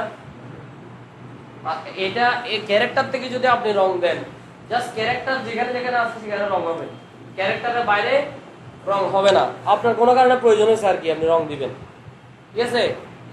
ওই ক্ষেত্রে আপনি কি করবেন, এই যে প্যারাগ্রাফ, এটা সিলেক্ট করে প্যারাগ্রাফ থেকে রং দিবেন, বুঝছেন, ক্যারেক্টারের রংটা কোনটা বুঝলেন, আপনি এখানে অন্য জায়গা দিয়ে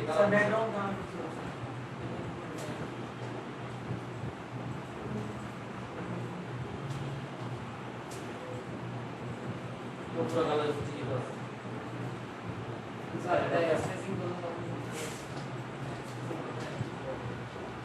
করলে হবে না, কারণ আচ্ছা এটা বলতেছি তো, দেখেন আমরা এখন যদি দেখেন খেয়াল করেন, এখন আমি স্পেসটা বাড়াবো, আমি এই কালারটা দিছি থেকে, আপনি যদি ক্যারেক্টারে কালার দেন, দেখেন আপনি ক্যারেক্টারে কালার দিলে যদি জাস্ট একটা ক্লিক করে যদি কালার দেন, তাহলে ক্যারেক্টারটা চেঞ্জ হবে, কারণ এখানে কোনো সিলেক্ট হয় নাই, ঠিক আছে। অথবা এখান থেকে আপনি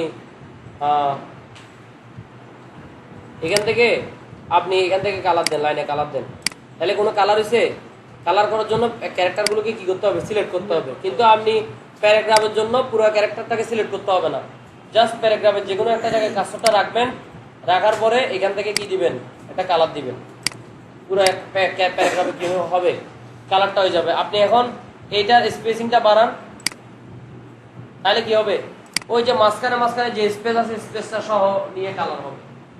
সুবিধা বুঝছেন, সুবিধা বুঝছেন কিনা। আপনি যদি ফন্ট কালার করেন তাহলে স্পেসিং এর ভিতরে কালারটা হবে না, আর আপনি যদি প্যারাগ্রাফের মধ্যে কালার দেন তাহলে প্যারাগ্রাফের স্পেস বাড়ুক কমুক ওইটার ওই খালি জায়গাগুলোতেও কালার থাকবে। আর এটা কি, পাশেরটা কি, আমি মনে করেন এই প্যারাগ্রাফটাকে আমি একটা বাউন্ডারি দিব, এই প্যারাগ্রাফের চারিদিক দিয়ে একটা বাউন্ডারি, এটা একটা বক্সের ভিতরে নিয়ে আসবো, এই শুধু এই প্যারাগ্রাফটা। তাহলে এই দেখেন ফাদার নেম, মাদার নেম, এই তিনটাকে ধরলাম, আপনি জাস্ট একটাতে ক্লিক করলে একটার উপরে বাউন্ডারি হবে, দেখেন এখানে বাউন্ডারি অল দিলাম, তাহলে জাস্ট একটার উপরে বাউন্ডারি হলো না। আমি যদি তিনটাতে বাউন্ডারি দিতে চাই, এই তিনটা ধরলাম, ধরার পরে বাউন্ডারিতে ক্লিক করে বাউন্ডারি দেখেন একটা একটা দিলে বটম বাউন্ডারি দিলে শুধু নিচে বাউন্ডারি হবে, আর আপনি যদি টপ বাউন্ডারি দেন শুধু টপে, যদি চারিদিক দিয়ে দিতে চান তাহলে অল বাউন্ডারি দিয়ে দিবেন। তাহলে কি হচ্ছে, প্রতিটা লেখার মাঝখানে একটা বাউন্ডারি হয়ে গেছে। বুঝা গেছে? আমার এই প্যারাগ্রাফটা একটু একটু এদিকে সরাই দিছিলাম না, সেজন্য বাউন্ডারিটা এখান থেকে শুরু হয়েছে। যদি এটাকে পিছনে করে দেন তাহলে দেখেন পুরা পেজ জুড়ে এটা কি হয়েছে, বাউন্ডারি হয়ে গেছে। ঠিক আছে, আমি যদি উপরে এই প্যারাগ্রাফটাতে বাউন্ডারি দিতে চাই তাহলে এটা যে কোনো একটা জায়গায় কার্সর নেন, নিয়ে এখানে বাউন্ডারি থেকে যাই, বাউন্ডারি থেকে আপনি এখান থেকে একটা বাউন্ডারি দিয়ে দেন। ঠিক আছে, এটা জুম করে দেখেন, এটা একটা কিসে একটা বাউন্ডারি হয়ে গেছে। আমি যদি এটাকে প্রিন্ট করতে চাই, দেখেন কন্ট্রোল পি যদি দেন, কন্ট্রোল পি মানে কি প্রিন্ট, প্রিন্ট ভিউতে দেখেন এটা জুম করে দেখেন কি হচ্ছে, এদিকে বাউন্ডারি আছে, এগুলোতে সবগুলোতে কি আছে, বাউন্ডারি আছে। না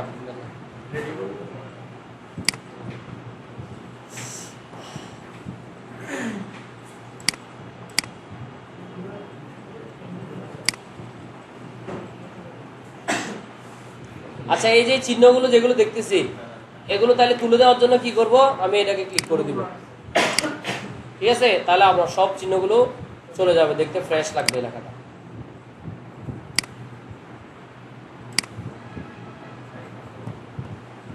আর এই যে এইগুলো কি ডান পাশে যে এগুলো আছে এগুলো কি, এগুলো হচ্ছে যে ক্যারেক্টারের কিছু স্টাইল।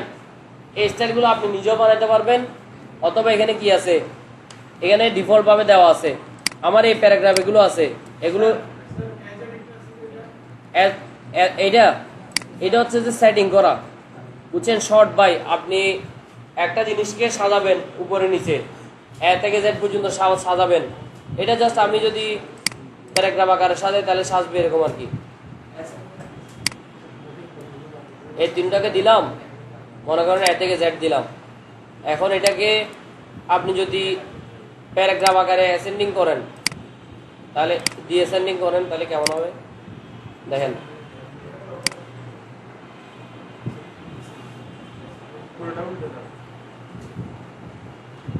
এটাকে ধরি, এটা কি ছিল, কন্ট্রোল জেড দিই, কি ছিল, মানে ওই যে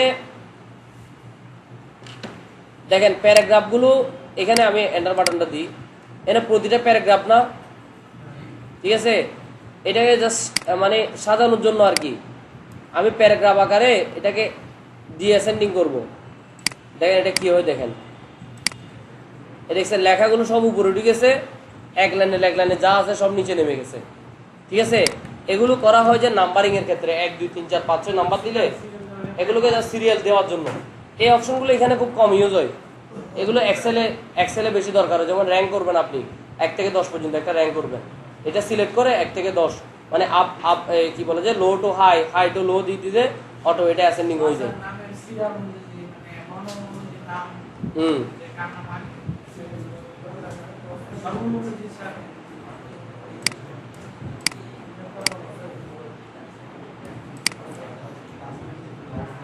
মনে করেন আমি এখানে একটা লেখা লিখিত এ দিলাম, সি দিলাম,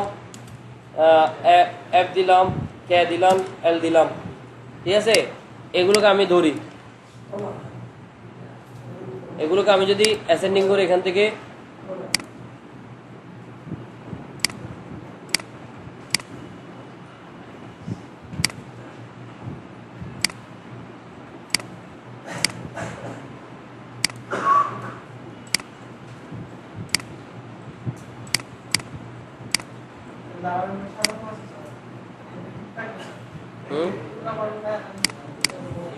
না দাঁড়ান,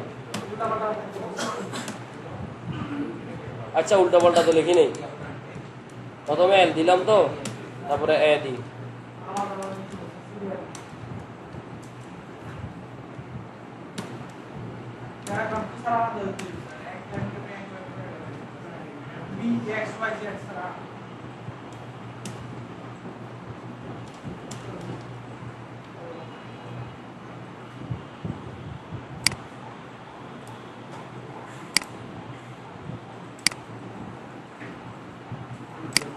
বুঝছেন? এটা ডিসঅ্যাসেন্ডিং মানে উপর থেকে নিচে হয়ে আসছে।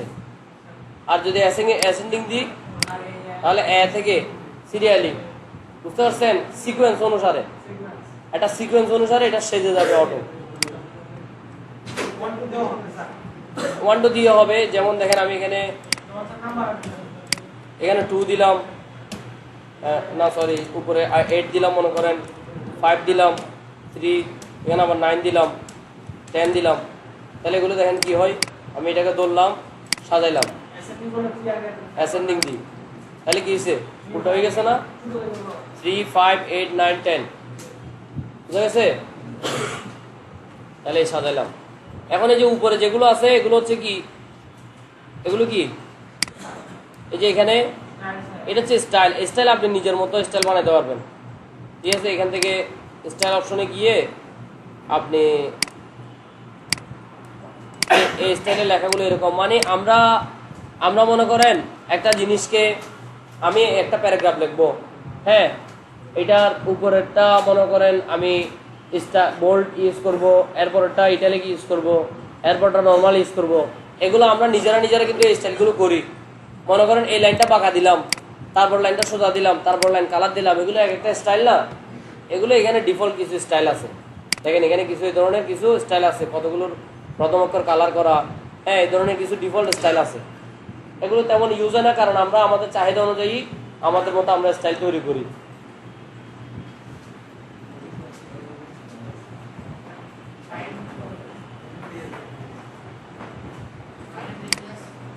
আচ্ছা, এখানে সবচেয়ে মজার একটা বিষয় আছে, এখানে ফরম্যাট প্রিন্টার, ঠিক আছে? এটার কাজটা কি? এটার কাজ হচ্ছে যে এই প্যারাগ্রাফের মধ্যে এই ধরনের একটা সেটিং আছে না, ঠিক আছে? আমি এই প্যারাগ্রাফটা সিলেক্ট করলাম, খেয়াল করেন আমি ফরম্যাট প্রিন্টারে সিলেক্ট করলাম, সিলেক্ট করে এই প্যারাগ্রাফের উপর আমি এটা পেস্ট করলাম, তাহলে কি হয়েছে? ওই এই সেটিংটা এখানে চলে আসছে না? অথবা এখানে বক্স আছে, এই ফরম্যাটটা আমি ক্লিক করলাম, ক্লিক করে এখানের উপর দিয়ে দিলাম, তাহলে দেখছেন কি হয়েছে? ওইটা দুইটা আলাদা প্যারাগ্রাফ ছিল, ওগুলোর উপরে স্টাইলটা কি হয়েছে? পুরোপুরি পেস্ট হয়ে গেছে। লেখাগুলো না, জাস্ট স্টাইলটা, লেখা এইদিকে লেখাগুলো যদি লাল থাকতো, মনে করেন এই প্যারাগ্রাফের লেখা যেগুলো আছে, এই প্যারাগ্রাফের লেখা যেগুলো আছে এগুলো লাল অথবা সাদা, ঠিক আছে? আমি এখানের উপর কার্সর রেখে ফরম্যাট প্রিন্টারে ক্লিক করলাম, তারপরে এই প্যারাগ্রাফটাকে আমি কালার দিয়ে দিই, তাহলে কি হচ্ছে? সব চেঞ্জ হয়ে গেছে না? লেখা কিন্তু চেঞ্জ হয় নাই, লেখা চেঞ্জ হয় নাই, শুধু কি চেঞ্জ হয়েছে? ফন্টের মানে প্যারাগ্রাফের স্টাইলটা, পুরো স্টাইলটা চেঞ্জ হয়ে এখানে বসে গেছে। এটা শুধু প্যারাগ্রাফ বলে কথা না, ক্যারেক্টারও হবে। যেমন এই ইমেল লেখাটা মনে করেন কি মোটা, এগুলো সব চিকন না, ঠিক আছে? এই ফন্টটা ফরম্যাট প্রিন্টারে দিলাম, দিয়ে সবগুলোর উপরে দিয়ে দিলাম, দেখেন সবগুলো কি হয়ে গেছে? বোল্ড হয়ে গেছে। অথবা মনে করেন ওপেনিং মেল, এটাকে আমি ক্যাপস লক করি, আপার কেস। এখন আমি চাচ্ছি যে এই সবগুলোকে কি করব? আপার কেস করব। আপনি জাস্ট এটা সিলেক্ট করেন, অথবা এই প্যারাগ্রাফের ভিতরে ফরম্যাট প্রিন্টারে যান, এগুলো সবগুলোকে ক্লিক করে দেন, তাহলে দেখেন সব আপার কেস হয়ে গেছে এবং এটার মধ্যে স্টাইল হয়ে গেছে। বুঝা গেছে? তারপরে এদিকে কোনা দিয়ে একটা অপশন আছে, এটা কি? ফাইন্ড। এটা আপনি শর্টকাটে আনতে পারবেন কি দিয়ে? Control F। এটাও খুব দরকারি একটা টুলস। আপনার এখানে মনে করেন বুক যত লেখা আছে, মনে করেন আমার এখানে একটা লেখা খুঁজি প্রসেস, এই ধরনের প্রসেস যত লেখা আছে সবগুলোকে আমি কি করব? অন্য একটা লেখাতে কনভার্ট করব। অনেকের নাম ভুল হয় না, রহিমের জায়গায় করিম চলে আসে, কারণ একটা দলিল লিখতেছে, দলিলের সব জায়গায় রহিমের জায়গায় করিম হয়ে গেছে, ঠিক আছে? আপনি চাচ্ছেন যে ওই দলিলের থেকে রহিম নামটা বাদ দিয়ে করিম করে দিবেন, বুঝছেন? তাহলে দেখেন এই প্রসেস, আপনি ফাইন্ড চেঞ্জের মধ্যে প্রসেস কথাটা লিখবেন PROCESS, তাহলে দেখেন প্রসেস কথাটা কোথায় কোথায় আছে সব হাইলাইট হয়ে গেছে কিনা? হাইলাইট হয়েছে। এখানে কয়টা? একটা, দুইটা, যা যা আসছে, একটা, দুইটা, তিনটা, চারটা। এই পুরো ডকুমেন্টের মধ্যে কয়টা প্রসেস আছে? 4টা। আপনি চাচ্ছেন যে এগুলোকে কি করবেন? চেঞ্জ করবেন, বা রিপ্লেস করবেন, তখন কোথায় যাবেন? এই যে বামে একটা তীর চিহ্ন আছে না ছোট, এখানের মধ্যে এই যে এখানে রিপ্লেস সিলেক্ট এই অপশনগুলো এখানেও আছে। আমি রিপ্লেস করব, আমি এই লেখাগুলোকে আপনি আবার গ্রাফিক্স দিতে পারবেন, মানে এগুলোকে সাইন করতে পারবেন, এগুলোতে আবার টেবল দিতে পারবেন, মানে ওই প্রসেস লেখাগুলো কি হবে?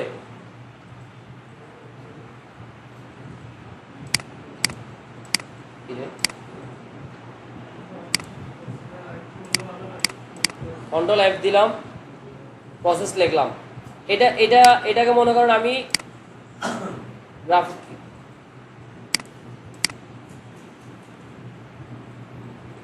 না এটা হবে না,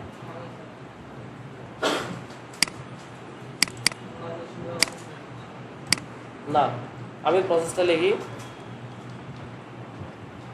ঠিক আছে। এটাকে আমি রিপ্লেস করব, মনে করেন এই রিপ্লেসে যাবেন, রিপ্লেসে যাওয়ার পরে কি আসবে? ফাইন্ড কি করছি, এখানে দুইটা অপশন আছে দেখেন, একটা ফাইন্ড, একটা রিপ্লেস, একটা গো টু। এখানে ফাইন্ড আমি কি করছি? প্রসেসকে, এটাকে রিপ্লেস করব কি নাম দিয়ে? অন্য একটা নাম দিয়ে আমি এটাকে রিপ্লেস করব। মনে করেন এখানে কি দিলাম,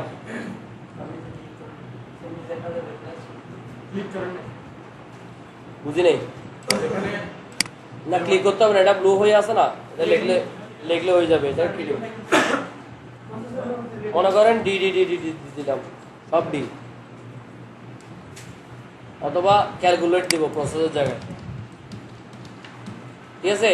একটু লিখলাম, লিখে আপনি রিপ্লেস যদি একবার দেন তাহলে শুধু একটার উপর রিপ্লেস হবে, বুঝছেন? আর আপনি যদি রিপ্লেস অল দেন, এখানে কি লেখা আসছে দেখেন, Word has complete search of document and has made zero replace. Sir ওই এখানে ফাইন্ডের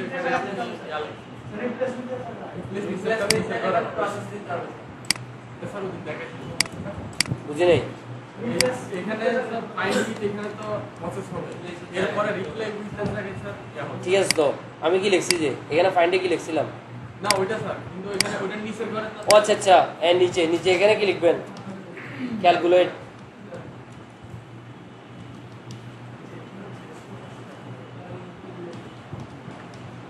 আমি এদিকে রিপ্লেস সিলেক্ট করছি যে মনে করছি এখানে কাজটা হয়ে যাচ্ছে, রিপ্লেস অল দেন।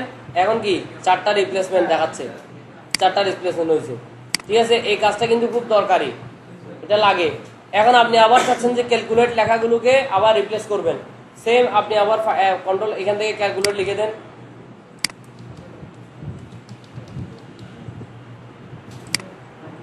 ঠিক আছে। রিপ্লেসে যান, এখানে কি লিখবেন?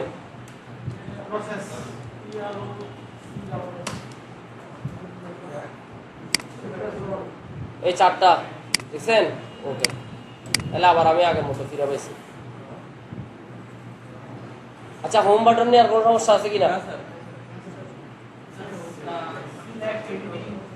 কালকে যে শিখেন না এমন কি কি শিখছেন?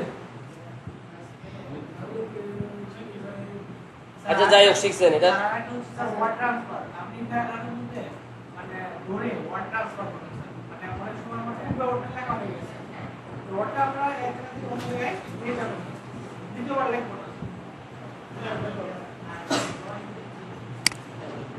বাংলাদেশ স্যার, মানে এটা বাংলাদেশ লেখছেন স্যার, আমি দ্বিতীয়বার বাংলাদেশ লেখবো না, ট্যাগ করবো না, আমি এটাকে নিয়ে যাবো সেকেন্ডবার।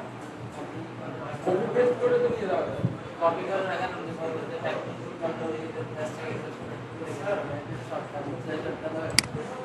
আচ্ছা আচ্ছা, এতটুকু বুঝছেন কিনা? এতটুকু বুঝলে হবে। আমরা আরেকটা কথা শিখে নেন, যে আমরা এই পেজটা নিলাম, নেওয়ার পরে মনে করেন এই পেজটা একটা কাজ করছি, আমি কাজ করার পরে এটাকে আমি সেভ করব। এখন সেভ করার সময় কিছু ব্যাপার স্যাপার আছে। ফাইল থেকে আমি যদি সেভ এসে দিই, প্রথম অবস্থায় সেভ এস লাগে না, তারপরেও সেভ এস যদি দিই, দেখেন এখানে আমাকে একটা টুল দেখাচ্ছে না। এখানে আমি প্রথম কাজ হচ্ছে যে আমি কোন জায়গায় সিলেক্ট করব, কোন জায়গায় সেভ করব, এটা সিলেক্ট করতে হবে। মনে করেন আমি ডেস্কটপে সেভ করব, ডেস্কটপে আমি একটা ইয়া দিলাম। এখন আপনার এখানে উপরে নামটা দিবেন, আপনার নাম দিলাম মনে করেন। এখন এখানের মধ্যে কিছু ফরম্যাট আছে, ওয়ার্ড ডকুমেন্ট ডিওসি এক্স, আর একটা কি আছে শুধু ডিওসি। এই দুটার মধ্যে পার্থক্য কি? ডিওসি এক্স হচ্ছে যে যেটা আপগ্রেড উইন্ডোজ 10 এরটা, কিন্তু যেই কম্পিউটারে উইন্ডোজ 10 দেওয়া নাই, অফিস 10 দেওয়া নাই, সে কম্পিউটারকে আপনি ডকএক্স দিছেন, ওর 2003-এ বা 2007-এ এটা অন হবে না। ঠিক আছে, তার জন্য আপনাকে এখানে 2003 করে, এই যে 97 থেকে 2003, ঠিক আছে, কি লেখা আছে, ওয়ার্ড 97 to 2003 ডকুমেন্ট .doc, মানে DOC এর পর একটা এক্স থাকলে বুঝবেন যে এটা হচ্ছে আপগ্রেড, আর শুধু DOC থাকলে এটা হচ্ছে যে আগের। বুঝা গেছে? আর MS ওয়ার্ডে আচ্ছা মনে করেন আমি docx দিয়ে এটাকে সেভ দিলাম, ওকে। তারপরে MS ওয়ার্ডে একটা বাড়তি সুবিধা আছে, এখানে কি করতে পারবেন, PDF করতে পারবেন, সেভ এস থেকেই PDF করতে পারবেন। একটা ফাইলকে আপনি PDF আকারে সেভ দিতে পারবেন। দেখেন আমি PDF দিলাম, ওই সেভ নামের সেভ দিলাম,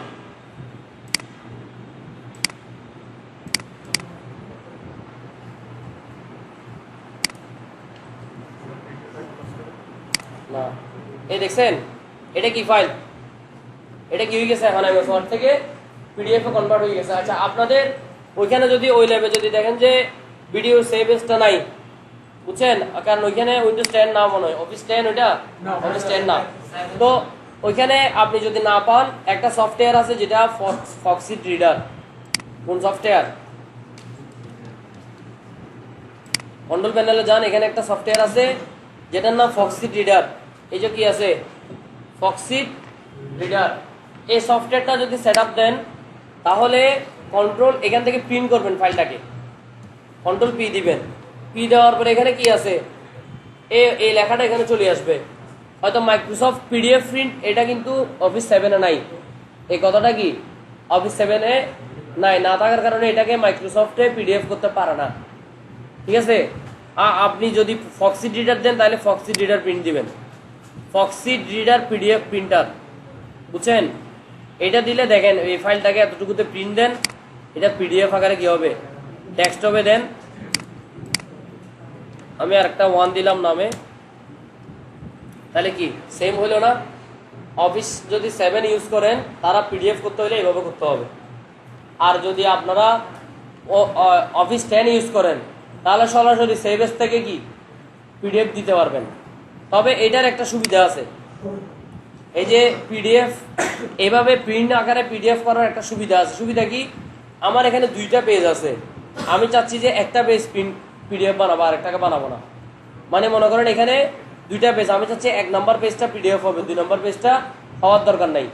তাহলে কিভাবে করবেন, কন্ট্রোল পি দিবেন, এখান থেকে প্রিন্টে যাবেন, এখানে কপি 1 তো পেজ লিখে দিবেন 1, তাহলে শুধু 1 নম্বর পেজ যেটা ওইটাই খালি মানে PDF হবে। এতটুকুতে প্রিন্ট দেন, প্রিন্ট দিয়ে মনে করেন এটা আরেকটা নামে সেভ করি। এখন দেখেন কয় পৃষ্ঠা হয়েছে, 1 পৃষ্ঠা, পুরো পেজটা কি হয় নাই, PDF হয় না। তাহলে সুবিধা দুটোটাতেই আছে। আপনি সেভ এস দিয়ে যদি PDF করেন তাহলে পুরো ডকুমেন্টটাই কি হয়ে যাবে, PDF হয়ে যাবে। আর প্রিন্ট দিয়ে যদি করেন, ইন্ডিভিজুয়াল পেজ আপনি সিলেক্ট করে দিতে পারবেন কোন কোন পেজটা আপনি PDF করবেন। বুঝতে পারছেন? ঠিক আছে, তাহলে আজকে আমরা এতটুকুতে শুনেন, MS ওয়ার্ডে হোম বাটনের বাইরে তেমন কোনো ইউজ নাই, খুব কম, সেজন্য আমরা হোম বাটনটা ডাবল করে করাইছি। বুঝতে পারছেন কিনা? MS ওয়ার্ডের সব কাজই হোম বাটনে, কারণ এই লেখালেখির কাজ তো, বা এটা ডকুমেন্টের কাজ, ডকুমেন্টের যত ধরনের কাজ আছে সবই হোম বাটনের কাজ। আর এখানে বাড়তি কিছু কাজ এদিকে আছে, ইনসার্ট, পেজ লেআউট, এগুলো দেখাবো আমরা। এই 3টা আর কি, আর কোনো এগুলো লাগে না। ঠিক আছে।